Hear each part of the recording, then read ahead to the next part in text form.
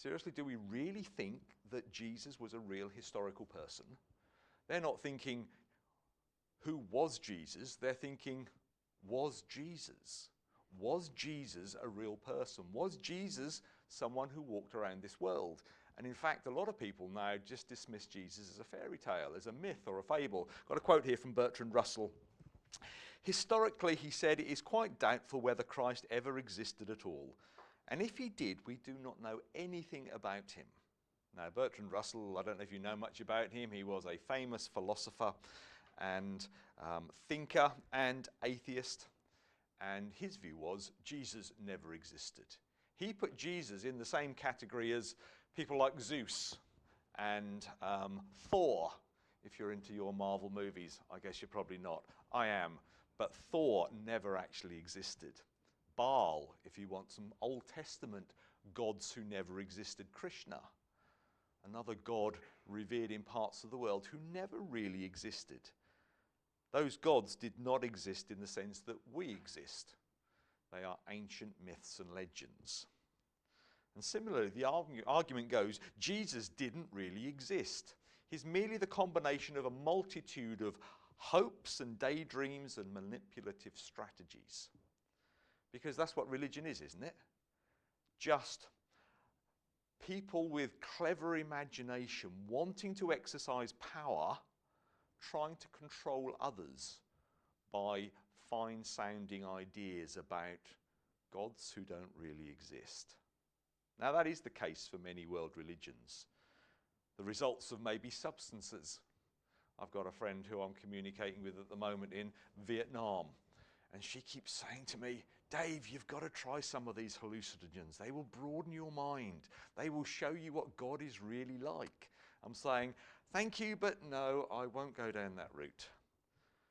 But that, for some people, is where God exists, in the realm of hallucinations and dreams that have no real substance in our world.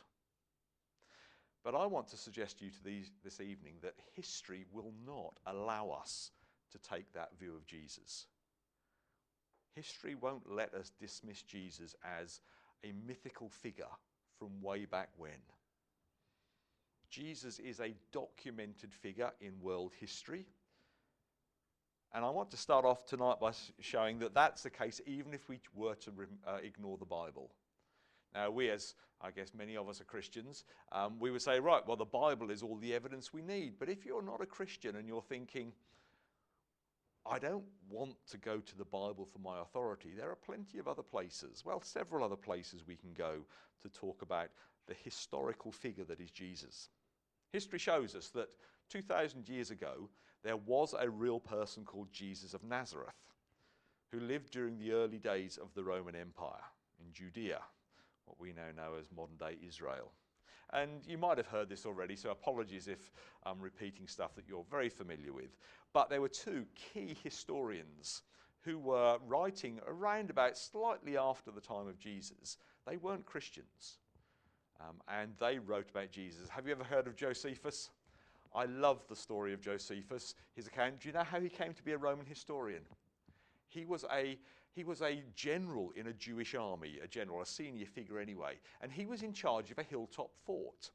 And the Romans were attacking. They laid their siege ramps around the hilltop fort, a bit like Masada, but it wasn't Masada, it was another fort. And he led the Jews in defending their fort. And he had lots of brilliant schemes and plans to keep the Romans at arm's length.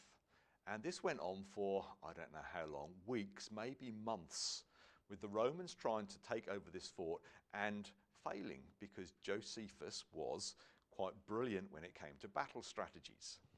But towards the end, it became clear that the Romans were going to win. And so Josephus then starts trying to persuade those around him that actually surrender might be the best option. And they weren't at all happy. As far as they were concerned, they were going to fight to the last man.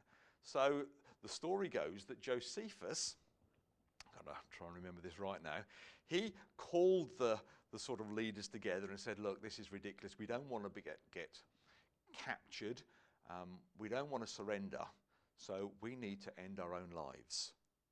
And we need to do it in a logical way. We need to choose people, and then we will kill each other until there's only 2 of us left, and then we will commit suicide. That's a pretty grim way to go, isn't it? He so engineered, though, the decision-making process that he was one of the 2 who was left. And then he managed to persuade his mate who was left that they could then go and join the Romans. You think, that's awful, but that's what he did. He wasn't particularly a nice person, but hang on a minute, how is he going to get the Romans to accept him? Because he's been fighting against them for the last few months. Well, he has this cunning plan, and he goes to the Romans, and he sort of says that he's a bit of a prophet. And he makes this prophecy about the Roman general, how he's going to be great, and how he's going to be promoted, and he's going to be a really serious figure in the Roman Empire. And this general thinks, this guy could be handy, because he's very persuasive, and if he starts telling these stories, this is going to be good for him. So the Roman general puts the arm around him and takes him back to Rome, and then he asks Josephus to start writing about the battles that the Jews had been through as Rome had dominated them and defeated them. So that was what Josephus did. You might think that's a little underhand. Basically, he was no great friend of the Jews after that. He was very much Josephus the Roman. But then he started writing this history. He started writing about how the Jews had tried to attack or hold Rome back, and they had been defeated, particularly looking at the overthrow of the temple in AD 70 and what went on in those times. Now, why am I telling you all that? Well, in one of his works that he did for the Romans, he wrote some words like this. It was in Greek, but I don't speak Greek, so I'm just reading an English translation. Now, there was about this time Jesus, a wise man, a doer of wonders. He drew many after him. When Pilate, at the suggestion of the principal men among us, had condemned him to the cross, those that loved him at first did not forsake him. And the tribe of Christians, so named from him, are not extinct at this day. So that's Josephus writing a few decades after the crucifixion of Jesus, talking about Jesus. He has no axe to grind in terms of promoting Christianity because he's a Roman. But he records it anyway. Then there's Tacitus, who was writing about Nero and Nero's attempts to blame Christians for the problems that Rome faced. He recorded some of the details in his histories about what had happened to Jesus. He talks about Pontius Pilate, the ruler in Judea, who had had Jesus crucified, and how Jesus' followers hadn't taken defeat, and how they had come to Rome and they had caused all sorts of problems. Now, he's dealing with Roman politics, but he's using Jesus as part of the background to these people who Nero was blaming for the problems of Rome. So the point there is these writers were not Christians, but what they record showed that they were aware of the reports coming out of Israel, that there was someone called Jesus of Nazareth who was, to quote Josephus, a doer of wonders. He doesn't go into any more detail. And he attracted quite a large following, and he died the death of crucifixion. Now, like I say, those have nothing to do with the Bible, those accounts. They are there in secular history, and yet they confirm that Jesus of Nazareth was a real person. So that's the first thing I want us to notice. Thinking Jesus was, though, doesn't really begin to get to grips with who Jesus was. We might think, well, okay, Jesus did exist, but what was the Jesus who existed like? Was he just an unfortunate rebellion leader who met an untimely end? Or did the Jesus who really existed have a greater identity that wasn't picked up immediately by those around him? That's where the Bible fills in the gaps. You see, the Bible is all about Jesus. We know that, most of us, don't we? To grasp the importance of that, we need to understand the Bible is reliable history. Of course, not all the Bible is history. There's abstract wisdom in the Bible, there's allegory, there's prophecy, but fundamentally the Bible is rooted in real history. Far from being an elaborate work of historical fiction, there is shed loads of evidence for the historical accuracy of the Bible. Anyone been to the British Museum? brilliant place. Loads of stuff in there, artifacts that tie in with Bible stories. I can thoroughly recommend that. If you're wanting to investigate the question, is the Bible really true? Or is it, as some people would say, it's just complete fabrication that bears no resemblance at all to real history as we know it? Somewhere like the British Museum, if you can get over the sort of the moral issue of should it really be there in the British Museum because it's been borrowed, let's say, from other parts of the world, but the evidence there is quite stunning. There's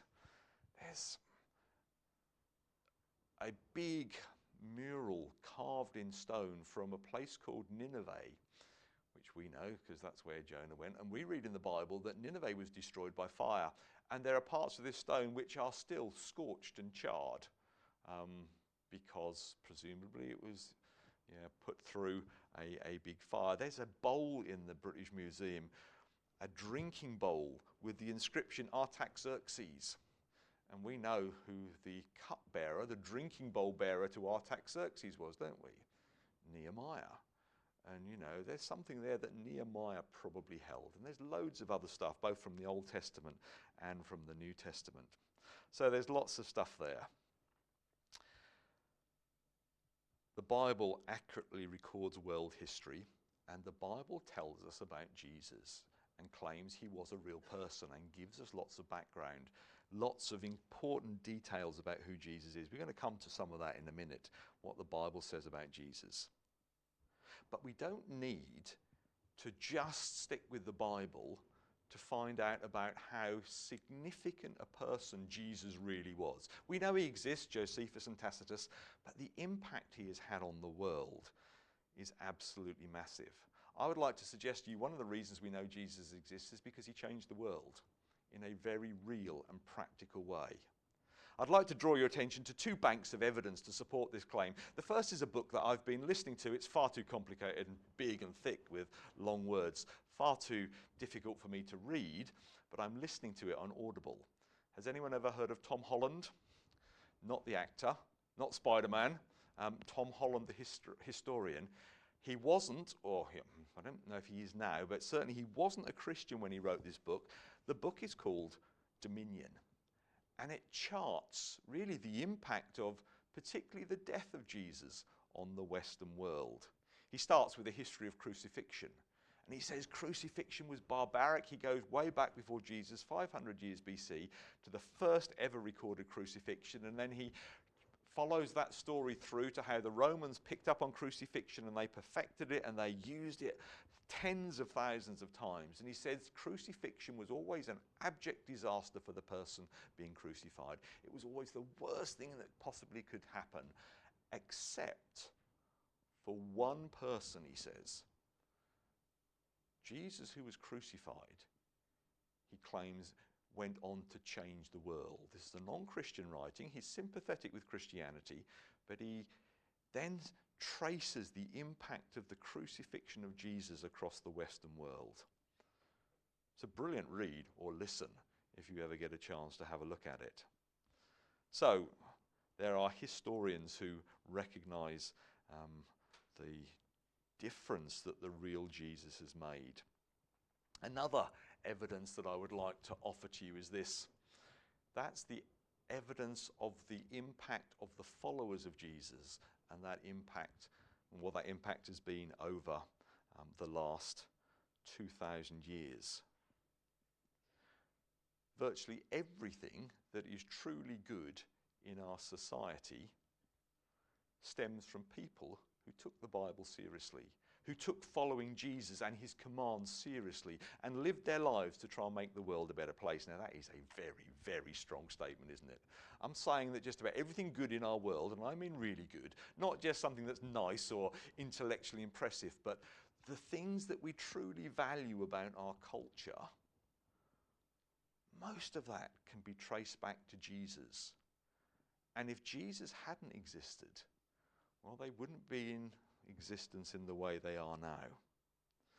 Why did the slave trade get abolished in the 1800s, I think it was? My history is not great when it comes to that period. My wife would be furious now if she heard me say that.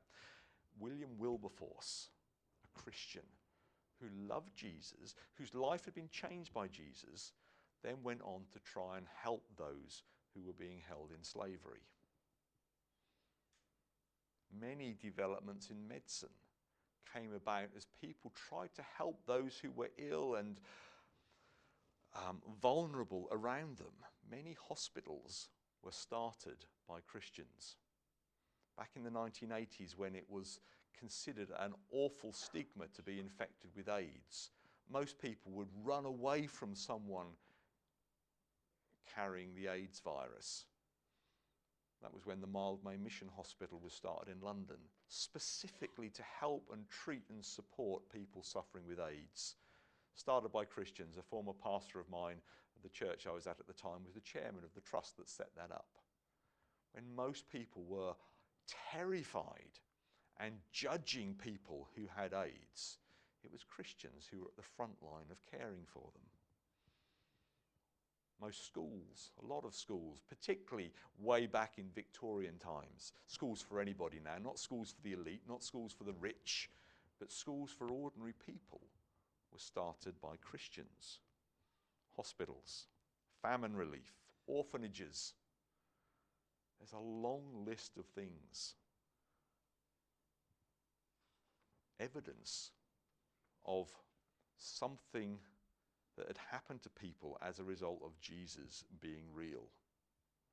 Now, there's loads of places we could go, and I remember Colin a few years ago, what was the name of the book how the Bible has influenced your world, wasn't it?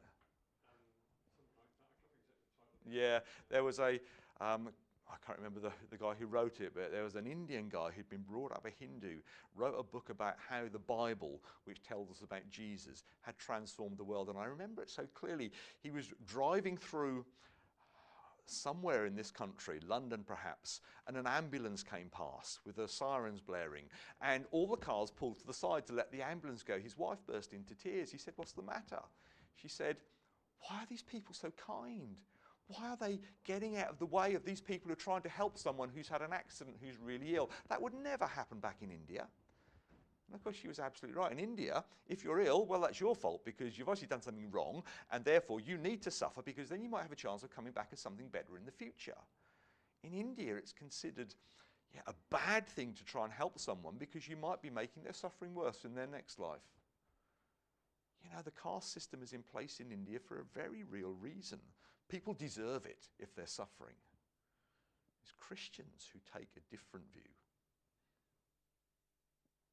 Could go on that. You can talk about that around the questions if you like. Of course, Christians, or people who claim to be Christians, and people who claim to be part of churches and denominations have done awful things under the flag of Christianity. I don't want to give you the impression that everything that's ever been done by people who call themselves Christians has been good. There's been a lot of evil that has been done as well. And we do well to recognize the mistakes and the horrible things that some people who claim to follow Jesus have done. If they're doing horrible things, they're not following Jesus. And we need to be ready to distance ourselves from them and make sure we don't make those sort of mistakes. But like I say, so much of what is considered good and loving about Western culture has come from a determination to put Jesus first. And it's amazing who notices that as well. You've heard of Richard Dawkins, one of the most famous atheists around at the moment. He came out with an interesting statement a few months ago, maybe it was a year. Time all merges for me, I'm so old, it goes so fast. He said he doesn't believe in God, but he is a cultural Christian. And by that he meant, I think where Christianity comes from is a load of rubbish, it's a fairy tale. But actually what Christianity has produced is brilliant. So I don't want the root, but I do want the fruit of Christianity. Because I think it's good that people are honest and caring and loving and helpful and looking after people who are marginalised and oppressed. Which makes no sense at all coming from an atheist. He's saying it works, but it's not true. Actually, as Christians, we know it works because it is true. Because Jesus has changed this world. And he continues to change it through his Spirit and through his people. For me, the resilience of Christianity, which is a peace-loving and selfless faith in the face of violent and militant opposition over the last 2,000 years speaks volumes for the existence, the true existence of Jesus, the one we are introduced to in the Bible. The willingness of the first followers of Jesus to die for what they believed shows us that they truly believed that Jesus was real in every sense of the word, both as a person and what he said and what he did and who he is. Thousands were told to reject the idea that Jesus is still alive, or else they would be killed.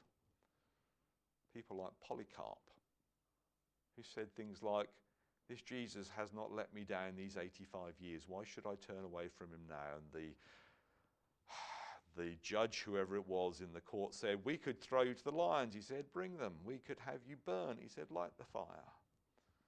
He was so sure that the Jesus he followed was real. You've got to be pretty certain, haven't you, if you're willing to be thrown to lions rather than reject Jesus. You're willing to be burnt rather than reject Jesus.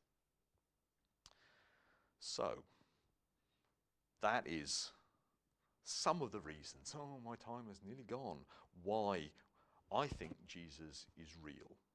We've got the evidence of history, we've got the evidence of historical events over the last 2,000 years, we've got the evidence of the Bible, which for many of us who are Christians, we know it works. We have put this Jesus to the test and we have seen him do remarkable things. It's not like he solves every problem we've ever had. He solves our biggest problem though, our sin. And he guarantees our future.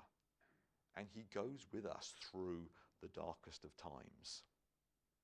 So if Jesus exists, who is this Jesus? I do want to come to this before we finish. He's the Saviour of the world he created. He is the God we have rejected. He is the ruler of all things, and he is the one we're going to have to stand before at the end of time, when everyone will be raised. He is God incarnate, God himself, come to be like us, and now is still God the man in heaven.